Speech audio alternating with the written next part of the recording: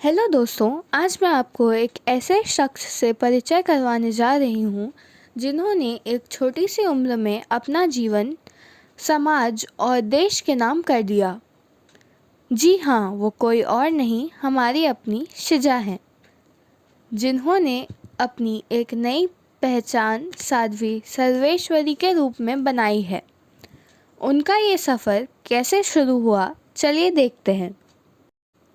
शिजा, जो एक समय आधुनिकता की प्रतीक थी, एक प्रतिष्ठित यूनिवर्सिटी से एमबीए करने के बाद उन्हें जॉब के कई हाई सैलरी के ऑफ़र आए, लेकिन अपने लिए निर्धारित सभी मील के पत्थर हासिल करने के बावजूद उन्हें महसूस होता रहा कि कुछ तो कमी रह गई है। वह अपने जीवन के उद्देश्य, अपनी भौतिक संपत्ति के मूल्य और खुशी के सही अर्थ पर सवाल उठाने लगीं। तभी उनके जीवन में एक ऐसा तूफान आया जिसने उनकी पूरी ज़िंदगी के मायने ही बदल दिए। जब उनके पिता उनसे हमेशा के लिए बिछड़ गए, तब उन्हें एहसास हुआ कि जीवन कितना नाजुक था। उन्होंने अपनी प्राथमिकताओं का पुनः मूल्यांकन करना शुरू कर दिया और जीवन के बड़े सवालों के जवाब तलाशने शुरू कर दिए। उनके पिता, जिन संत श्री राधा मोहन देवाचार्य जी को टीवी के माध्यम से सुना करते थे, उन्होंने उन्हें सुनना प्रारंभ कर दिया और फिर वृंदावन जाकर 3 सालों तक संत श्री राधा मोहन देवाचार्य जी की सेवा कार्य में अपना जीवन व्यतीत करने लगी। फिर सन 2022 में उन्होंने गुरु पूर्णिमा के दिन, जो उनका जन्म दिवस भी है, के दिन विरक्त दीक्षा लेकर अपने जीवन को समाज और देश के नाम कर दिया। उन्होंने भौतिकता के जीवन को त्याग कर आध्यात्म का रास्ता चुना। उन्होंने शांति की एक नई भावना की खोज की, जिसे उन्होंने पहले कभी अनुभव नहीं किया था।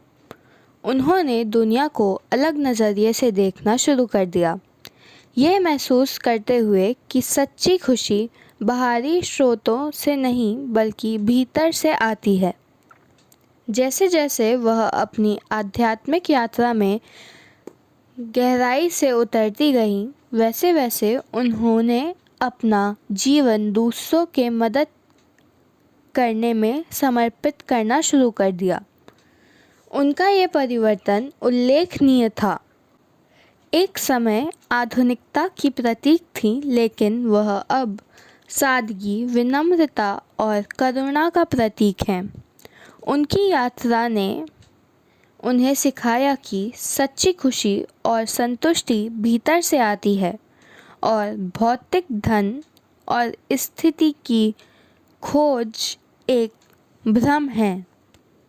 पिछले 4-5 वर्षों तक संतों की सेवा करते हुए उनके जीवन को आत्मसात किया और पिछले 2 वर्षों से श्रीमद् भागवत का अध्ययन करते हुए अब श्री पूज्य महाराज जी के आशीर्वाद से उसे समाज को समर्पित करने को तैयार हैं। उन्होंने महाकुंभ से अपनी श्रीमद् भागवत कथा का शुभारंभ किया और आज गंगा सागर, गोवर्धन जैसे धार्मिक स्थल में गुरु जी की कृपा एवं आशीर्वाद से आगे बढ़ने की कोशिश में हैं। आज हम सभी उनके जीवन को चरम शीर्ष पर पहुंचाने एवं उनके इस सामाजिक योगदान के लिए उनका साथ देते हैं।